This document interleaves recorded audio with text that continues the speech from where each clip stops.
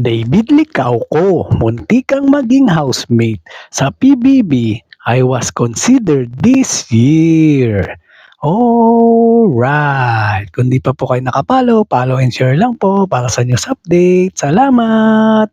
Muntik na palang maging opisyal na housemate si David Licauco sa Pinoy Big Brother Celeb Collab. Pero ayun nga, hindi natuloy kaya naging house guest lang siya kamakailan lang.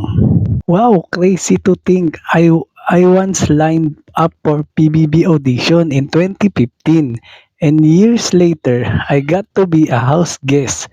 Bungad ni David kalakip ang picture na naka-name tag pa sa harap ng PBB house. Aminado rin ang heartthrob actor na nabigla siya sa mga ganap sa loob ng bahay. It was different from what I imagined. There is really magic inside Big Brother's house, say niya. Chika pa ni David, I may have been quiet but I learned a lot about myself. Truth is no one really knows that what it's like inside unless you live it.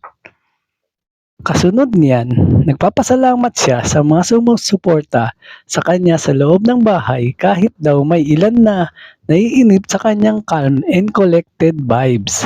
Humingi pa siya ng sorry sa mga nagsabing boring siya.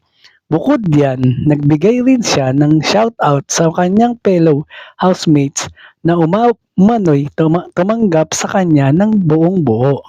Warm welcome ang solid conversations, paglalarawan niya sa IG.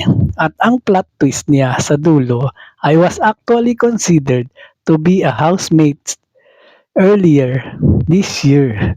Ngunit hindi nabanggit kung bakit nauwi siya sa pagiging house guest. At yan ang totoo. Alright. Thank you for watching po. Follow for more video. Salamat!